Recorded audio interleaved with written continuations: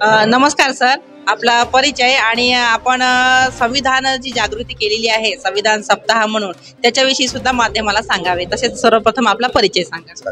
मी राजू अवताडे, भटका विमुक्त जाती जमाती सेवा समितीचा राष्ट्रीय अध्यक्ष आहे.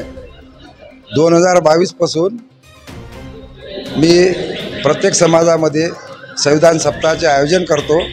वेगवेगळ्या गावामध्ये जाऊन फुले शाहू आंबेडकर, अण्णाभाऊ साठे आणि संविधानाने जे मौलिक अधिकारांनी हक्क दिलेल्या जनतेला हे जनसामान्यापर्यंत पोहोचवण्याचं पवित्र कार्य करत आहे. आम्ही संविधान हे आपली आत्मा आहे. संविधान हा आपल्या भारतातला सर्वात श्रेष्ठ असा ग्रंथ आहे आणि ते ओबीसी वर्ग किंवा इतर समाज संविधान वाचत नाही आणि संविधान उघडूनसुद्धा पाहत नाहीत ते. तर आम्ही गावोगावी जाऊन लोकांना सांगतो की तुम्ही संविधान वाचा, त्यामध्ये तुमचे हक्क अधिकार आहेत. ज्याच्या भरोशावर देशातल्या सर्व व्यवस्था चालतात ते संविधानच तुम्हाला माहीत नाही. म्हणून आपण संविधान वाचले पाहिजे आणि संविधानाबद्दल लोकांमध्ये जागृती झाली पाहिजे. याकरिता आम्ही वेगवेगळ्या गावामध्ये संविधान सप्ताहाचं आयोजन करतो आणि संविधान सन्मान सभासुद्धा आम्ही आयोजित करत असतो. आमचा मुख्य उद्देश हा आहे की फुले शाहू आंबेडकरी जे विचारधारा आहे ही विचारधारा जनसामान्यापर्यंत पोचली पाहिजे. त्यामधूनच आम्ही डॉक्टर बाबासाहेब आंबेडकरांनी जे शेतकऱ्याप्रती त्यांचं धोरण होतं, जे विचार होते, ते सुद्धा आम्ही शेतकऱ्यापर्यंत विचार पोहोचवतो की डॉक्टर बाबासाहेब आंबेडकर बोलले होते उत्पादन खर्चावर आधारित शेतकऱ्यांच्या पिकाला भाव मिळाला पाहिजे, शेतीला उद्योगाचा दर्जा मिळाला पाहिजे आणि 24/365 दिवस शेतकऱ्याला सिंचनाची व्यवस्था झाली पाहिजे, नाहीतर शेतकरी भविष्यामध्ये आत्महत्या करेल.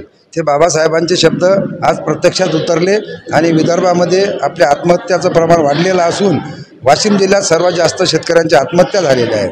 त्याकरिता आम्ही यावर्षीसुद्धा 20 ते 26 जानेवारीपर्यंत शेतकरी एल्गार समितीच्या वतीने संविधान सप्ताहाचे आयोजन केले आणि तत्पूर्वी 1 महिन्यापूर्वी आम्ही 87 गावामध्ये शेतकऱ्यांच्या भेटी घेतल्या आणि शेतकऱ्यांच्या सह्या घेऊन 5614 सह्याचं निवेदन माननीय मुख्यमंत्री साहेबांना SDO कारंजा मार्फतीने सादर केले.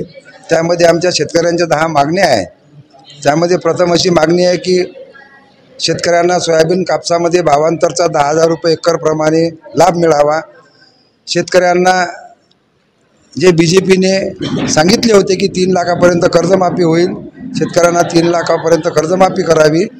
शेतकरी रात्रभर जागतो रोही डुकरापासून त्याच्या पिकाचं संरक्षण करण्याकरिता त्याला सामूहिक कुंपण देण्यात यावे आणि शेतकऱ्यांच्या मुलामुलींच्या लग्नाकरिता शिक्षणाकरिता बिनव्याजी कर्ज मिळावे. शेतमजुराचा जर अपघात झाला शेतामध्ये रानडुकरापासून रोहीपासून विजेचा शाक लागून पुरात वाहून गेल्याने अपघात झाला तर त्याला शेतकऱ्याप्रमाणे त्याला अपघात विमासुद्धा मिळावा. अशा आमच्या शेतकऱ्यांकरिता 10 मागण्या होत्या.